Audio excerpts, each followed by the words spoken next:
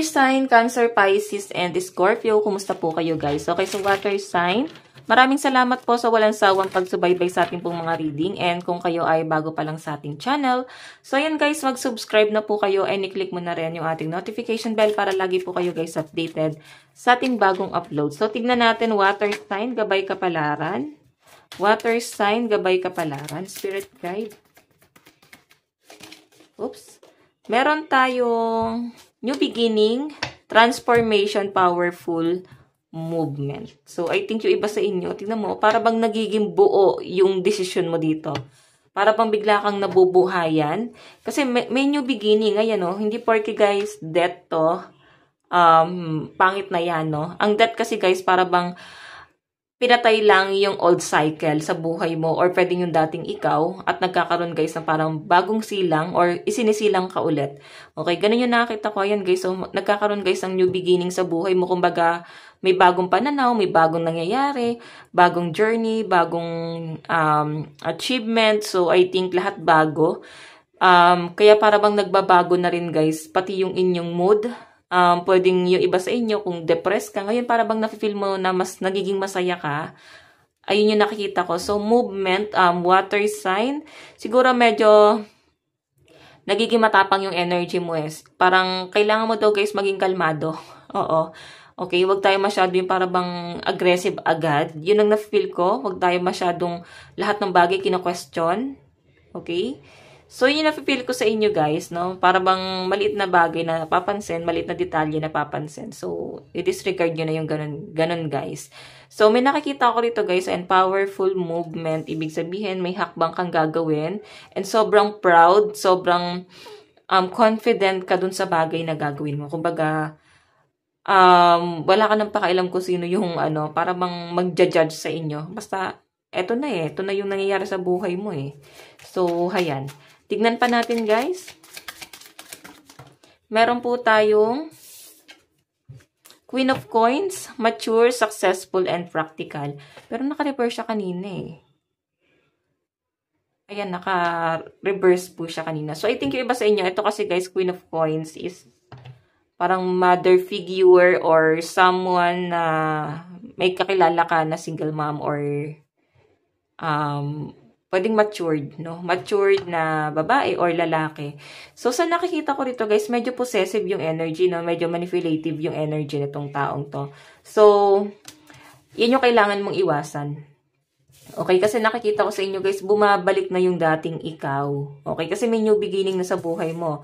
So, ang kailangan mong iwasan dito, guys, is yung manipulative sa paligid mo or minsan mo na, guys, nasubok, no, yung personality ng taong yan, guys. Nasubok mo na kung ano yung kaya niyang gawin, no. So, yan yung kailangan mo, guys, iwasan. Yung manipulative na tao na yan. So, parang may trauma ka sa taong yan. Pwedeng mother figure, nanay mo, or may kilala kang ganun. So, tignan natin.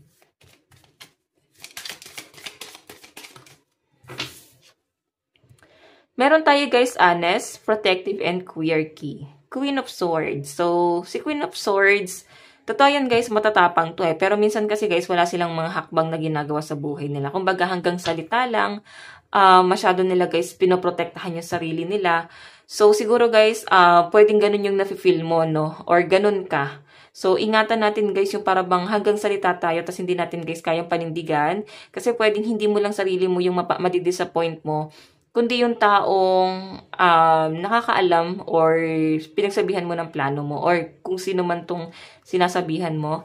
Kasi nakikita ko dito guys, kailangan mo protektahan yung energy mo and yes, sabi na nating honest ka. Patignan mo yung espada mo o baloktot na siya. Ibig sabihin, yun yung pinoportray mo, no? Parang pinoportray pala, sorry. Yun yung parang pampront mo. Sinasabi mo sa mga tao na strong, independent, confident, pero yung totoo guys, para bang nawawalan ka ng lakas talaga para sa sarili mo. Pwedeng sinasabi mo yon para maprotektahan mo talaga kung sino ka. Okay? Kung sino ka, totoo guys, mahina talaga yung energy mo. Kumbaga, mahina ka talaga. Pero, pinoprotektahan mo yon kasi ito yung front mo eh, na matapang ka. Yan yung yan yung alam sa'yo ng mga tao. Malakas, matapang, paninindigan, pero minsan napapagod din ng mga water sign, okay? So, yun guys, sabi ko nga, may mga sinasabi ka rin. Iwasan din guys yung mangako or magplano, tapos hindi mangyayari. Okay, so tignan natin. Meron tayong temperance, balance, harmony, perspective. Okay, so I think yung iba sa inyo baka mahilig kayo sa ano, ayan, mag-makeup, or mahilig kayo sa, ngayon parang mas conservative ka sa sarili mo eh. Kumbaga, napapansin mo or nakikita mo kung ano na yung mali sa sarili mo, para bang nagkakaroon ka ng insecurity, water sign, para bang gusto mong mabago or i-enhance yon, okay? Hindi ka naman guys na-insecure sa ibang tao. Kumbaga, etong taong to, maganda siya, ganito, so parang kaiingitan. So, hindi ganun guys eh. Kumbaga, sa sarili mo lang yon na parang, napapansin mo sa sarili mo na ito yung mali sa akin, kailangan kong baguhin. Baka may mga magpaparetoke dito. Magpapa-surgery. Or iba sa inyo guys, magbabago ng hairstyle, or bibili ka ng mga bagong damit. Baka ikaw ay magsha-shopping. Ayan. Or pwede ngayon ay yung iba sa inyo, para bang nag-offline, cleaning. Offline cleaning. So, or pwede exercise. Baka mag-exercise, no? Pero mas malinaw yung nakikita ko na ngayon yung iba dito, para bang maglilinis ng buong bahay. Ayan. So, tignan pa natin ano pang papakita ng card. Additional message.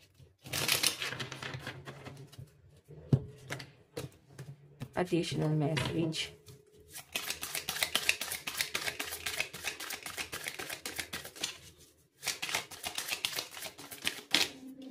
Meron po tayong Page of Pentacles. Wow. Mukhang ikaw ay may nakatagong pera. Ace of Pentacles. Meron tayong The Hermit and Three of Wands. Maganda naman to guys kasi patungkol to sa pera.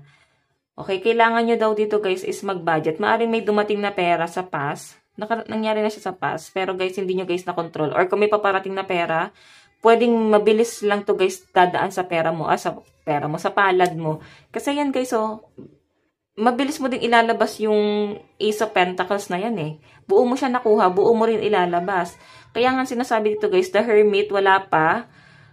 Pagplanuhan mo mabuti, i-budget mo habang wala pa. Dapat alam mo kung saan mo na dadalhin para ma-budget mo siya. So, nakikita ko rito, maaaring may babiyahiin or may lalakarin ang mga water sign sa pinapakita sa akin dito.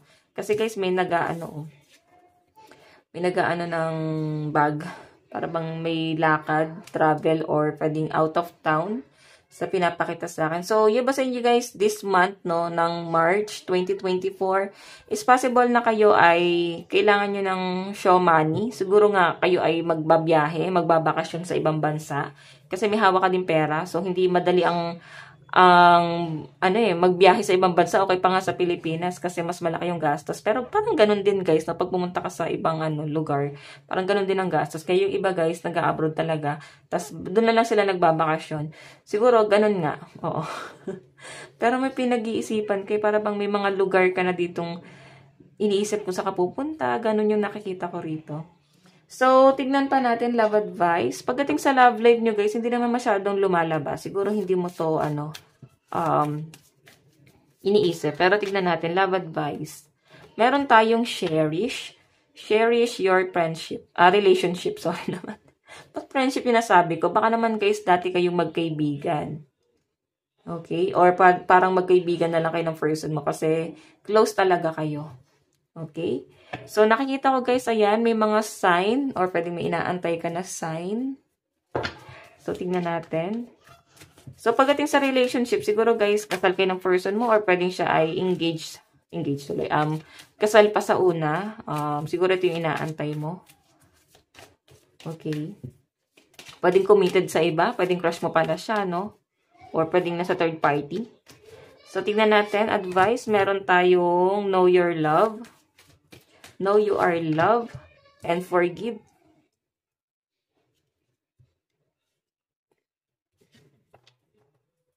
Tignan pa natin. So guys, yung sinasabi dito, kung alam mo naman daw sa sarili mo na nakatulong naman daw sa yung isang tao, patawarin mo na. Forgive. Release your block. So lahat ng mga blockages, sama ng loob, kahit naman hindi sila guys humihingi ng tawad, sinasabi dito water sign, na patawarin mo na sila.